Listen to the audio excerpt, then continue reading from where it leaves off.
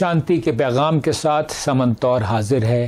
یہ زمین اپنی زمین ہے، یہاں رہنے والے سارے لوگ اپنے لوگ ہیں۔ کرائسٹ چرچ میں دہشت گردی کی کارروائیوں کے بعد میں مسلمان گروہوں کا رد عمل کسی قدر حیرت سے دیکھ رہا ہوں۔ پھر وہی پرانی باتیں دہرائی جا رہی ہیں۔ کہا جا رہا ہے کہ مغربی ممالک میں مسلمانوں کے خلاف نفرت بڑھ رہی ہے، ہم پرامن لوگ ہیں مگر ہمیں مارا جا رہا ہے، اسلاموفوبیا بڑھ رہا ہے، وغیرہ وغیرہ۔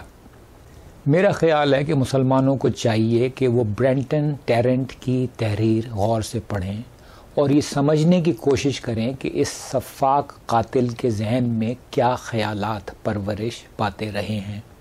یہ شخص مسلمانوں کے خلاف نہیں ہے، بشرط کہ مسلمان اپنے اپنے ملکوں میں رہیں۔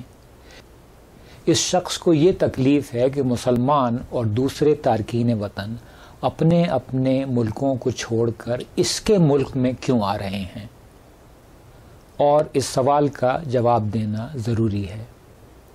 ہم مسلمانوں کو بتایا جاتا ہے کہ اسلام دنیا کا سب سے بہترین مذہب ہے، اسلام میں ہر مسئلے کا حل موجود ہے، اسلام ایک مکمل ضابطۂ حیات ہے۔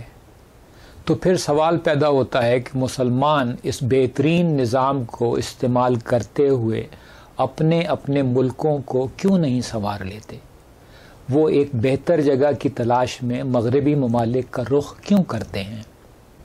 یقیناً آج چند ممالک ایسے ہیں جہاں اکثریت کے باوجود وہاں کے مسلمان اپنی مرضی سے اس جگہ کو اچھا بنانے کی صلاحیت نہیں رکھتے۔ یہ جنگ زدہ ممالک ہیں: افغانستان، عراق، شام، صومالیہ اور یمن۔ مگر مسلمان اکثریت والے دوسرے ممالک کے لوگوں کے پاس مغربی دنیا جا کر بسنے کا کیا بہانہ ہے؟ وہ اچھی زندگی کی تلاش میں اسلام کے مقامات مقدسہ کیوں نہیں جاتے؟